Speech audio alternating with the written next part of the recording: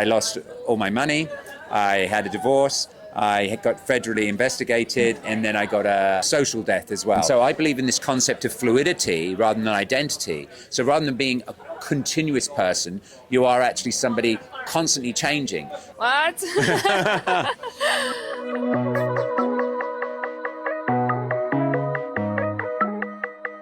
Actually, I would like to ask you to start with the basic, your name, where you're from, and what you do. Gotcha.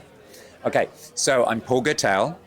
That's Gotel, and Gotel is a Breton word. It's a French Celtic language, and it means man of the woods. But in English, obviously, go tell. So to go and tell someone something. So it was kind of like prophetic, because when I was a kid at school, they would say these hymns, and they'd go tell it on the mountain, or go tell everyone. And I'd be like, that's my song, that's my song. So here I am, and what do? I'm an inspirational speaker. So essentially, whether it's speaking to one person or speaking to tens of thousands of people, I am going and telling. That's basically what I do. So my name is is what I am. Exactly what it means. Yes, exactly. How is it your first Nomad Cruise? Yep, it's my first Nomad Cruise. I was supposed to come on last year's, and then the universe had other plans. Johannes, I saw Johannes in Mind Valley. I attend and speak at Mind Valley regularly. And we had a great conversation, and he said, you have to come on Nomad Cruise. You have to come and speak for Nomad Cruise. And also I managed to get him to come to one of my ecstatic dances, because I have been a DJ now for 4 decades, would you believe? And he came and he started dancing, and he didn't, he stayed the whole night, which I thought was quite amazing. And the thing it was actually my birthday on the Nomad Cruise, and so I was like, I can't come, it's my birthday. I have my big white party, and he said, well, if you come, we'll have a white party on the cruise. So at that point, he dismissed all my objections, and I'm here. How do you feel about the event? Well, the interesting thing is I just spent 3 months traveling, speaking, DJing at Mind Valley and various other places. So what I always know, it's kind of like a knowing rather than an expectation, is that if I put myself in the river, I will get wet. So that's an analogy, which means that if I go out and put myself in a situation, especially at this point, so it was kind of challenging to go and be in the situation where it was my birthday and I kind of didn't know anybody. So I came and put myself in a situation with what we call strangers. There's that classic line, strangers are just friends you haven't met yet. But also for me, there's a courage to meeting somebody that you don't know, that you can, bring somebody new to the place. And so I believe in this concept of fluidity rather than identity. So rather than being a continuous person, you are actually somebody constantly changing. So if you put yourself into these situations like nomads do, but if you come into these situations where you're traveling with a group of people that maybe you don't know, and you're going to meet a lot of different people, you are less hooked to the schedule of your identity that your normal everyday life has. So if you're just always with the same people, same friends, etc., it becomes almost like a restrictive container, because they expect you to repeat what they've got to know of you. So when you travel a lot and you're interacting with a lot of strangers, you can allow yourself to evolve without so much baggage or like hooks. So you met here a lot of new people that you didn't know? Yes, exactly. I've made some great connections, and I probably had like 15 very deep conversations, going really deep and super connecting with people and having very heartfelt experiences. I'm also being a coach for 25 years now. One of the reasons I became a coach after I was a therapist is, as a therapist, you're supposed to sit back a lot more and kind of not so much give your opinions and kind of be much more the listener, which I have that quality. But as a coach, when that really first came about, and I say 25 years ago, it was very uncommon to be a coach, it's much more proactive. It's basically you challenge people. And so in that context, I feel I'm much more able to live that and be that in a dynamic where there's people I'm meeting for the first time.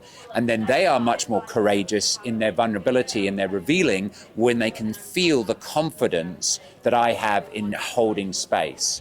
And so that invites these very accelerated connections that can actually then last, years. They're much quicker, I find, than in a normal social circle situation where things move on a slower pace. People are a little bit more guarded, a little bit more, who is this person, etc. But in fields like this, like the Nomad Cruise, everybody's hungry to connect, and everybody has a story that is relevant to you. So what if you bother to pay attention and give your energy to somebody, they're going to share something that's actually going to impact you and be something that's going to be valuable for you. Did you have any aha moments or something that you could learn from others? Yeah, absolutely. There was a very cool story about somebody being challenged physically, mentally, and emotionally beyond what most people would understand or be able to cope with. And the way things work for me is that I'm what's called an embodied channel. So there's a point in conversation where what I call the big you, my book is called The Big You, right? So it's like it starts coming through. And so when it starts coming through in answer to what somebody's sharing with me, it's actually for me to hear it. So it's kind of like what I'm sharing is always, so what you're saying is always for you. So in that sharing, where she was talking about this really traumatic event and how she was trying to process it and sit with it in her life, in our sharing and me offering a perspective of seeing it, she was able to sort of almost go into a different door around that memory and come up with a very inspired way of seeing how it actually had freed her from a lot of things in her life that weren't so extreme, but actually, because they're not so extreme in everyday life, we put up with them. But in this extreme situation that she'd sort of had happen to her, then it became very obvious that how it was benefiting her. She was sharing that and I was unraveling that with her. I was able to understand that in my life because I have had a series of what I call life deaths, extreme experiences that afterwards reveal themselves to be really like, it's kind of like some, you think somebody who's taking something from you is like the demon and someone who's giving you something is an angel, but actually it's always angels, and angels quite often are trying to take things away from you, if you know what I mean, like there could be other people, situations, whatever, that are no longer serving you, that you are so invested in that you don't let go of, if you see what I mean. So in that context, that's been something that really, that I got a lot from that. That was on the second night. Wow. Can I ask you about your journey? Right now you are a speaker, you are going to Mind Valley and I believe many, many other events. And I believe there was a long path until to arrive to the moment where you are right now. You are right now traveling a lot for work, you're meeting a lot of people, you still have a base, as I just learned, in the Hawaii. Yes, in Hawaii, yes. Maui. I have a place in Maui, I've been there 20 years. But actually now I'm repositioning the place to be much more of a sort of like a small retreat center. It's 2 acres, it has a pool, it has all these things, it has a temple, it has a space for transformation. So, but I've been so busy traveling and, engaging in the outward way. So now I'm repositioning myself to have, so that half my year will be the traveling and kind of like harvesting and then bringing people back so that they can have actually real transformation in like pockets of intense time. What is your intention to become a speaker? Or probably there was times when you were thinking, okay, how I can make a living and still do things that I love. And then you started with DJing. And that was your intention to go on a stage and teach people, or that something happened that's very naturally and just you went on the flow? Yeah, I mean, it's definitely something that's happening very naturally. It's like essentially I'm in beta test right now. It's like it's been a few years and I've actually spoke on many stages, but I am still in the principle of beta testing because what I actually offer is something, I say to people, I talk about something called self-revolution. What I recognize is that the actual operating system within my life was limited, but I had to get to the place of success. I had to get to the place of being number one in my field, front cover of magazines, the house. You a cover on our magazine? Absolutely. Love to be. Everything that happened to me were honing me to get to a point in my life where everything then deconstructed. I had these life deaths. I actually had 2 near-death experiences over a 10-year period. So I died I then had a near-death experience, and then from that point I had what I call life deaths, which is that I lost all my money, I had a divorce, I had got federally investigated, I got a legal battle, and then I got a sort of, a social death as well, that was actually the most dramatic one. But essentially what happened is all of these things, they came as like what people would say threatening, and they all came out of the blue, they all came unexpectedly. And what was interesting is that they all came from a place that I couldn't track what I'd done to cause them. If you do something that you know what you've done and then there's a consequence, if you hit someone, they hit you back, you go, oh, well, I hit that person. Or for me, there were all these situations were actually quote unquote unfair or unjust, but they had me go through these spaces where I had to let go of aspects of myself.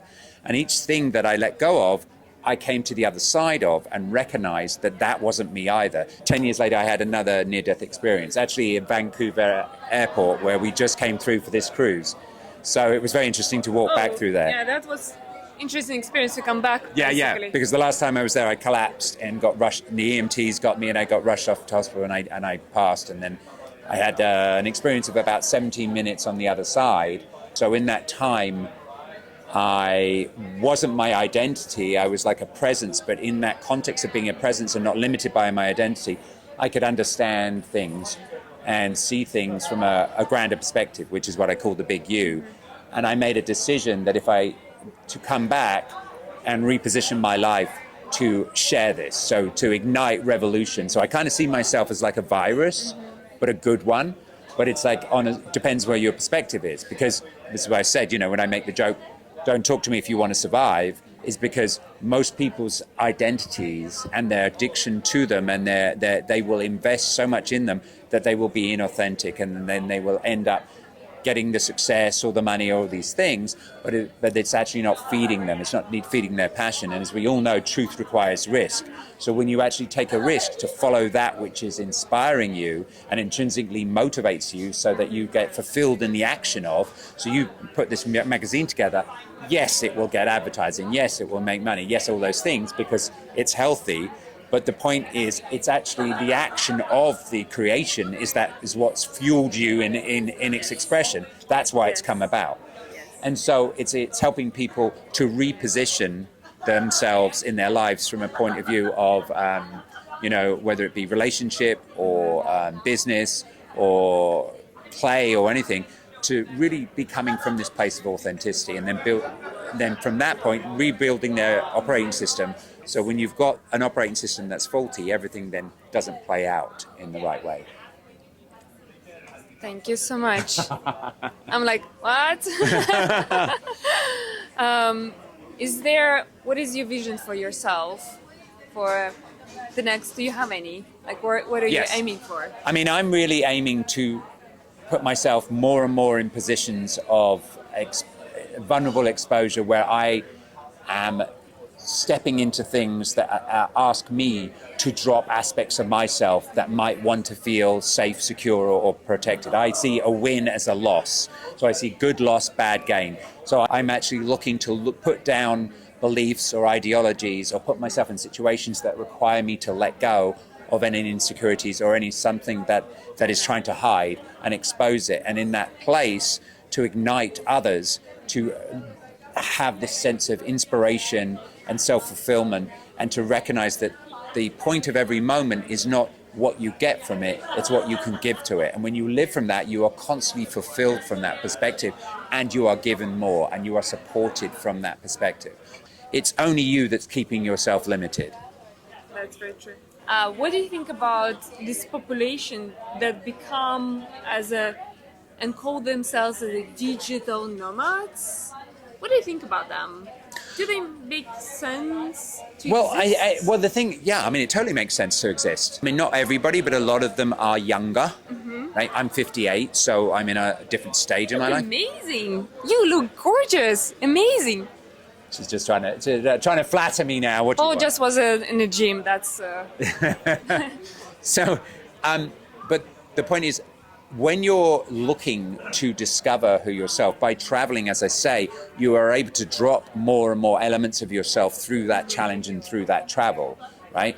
And so it makes absolute sense. And obviously, it was happening before, but now with COVID, the whole thing of being remote and being able to use video to contact and all this. So this has enabled people to create a lifestyle where they can adventure. So the backpacking traveler lifestyle that was where people, which is what I did in my 30s, now can actually happen whilst people are creating and building businesses that support them and feed them on the way. My thing is just to try and, have it less about the reward of the money or the success, etc., and more about the fulfillment, because everything you're doing is supposed to feed this enjoyment, feed this expression, have you become more and more vulnerable, more and more courageous about being vulnerable and willing to give from this place and create from this place. And so if your nomad lifestyle is becoming, like every lifestyle, something that creates stress or worry, and you're more interested in the numbers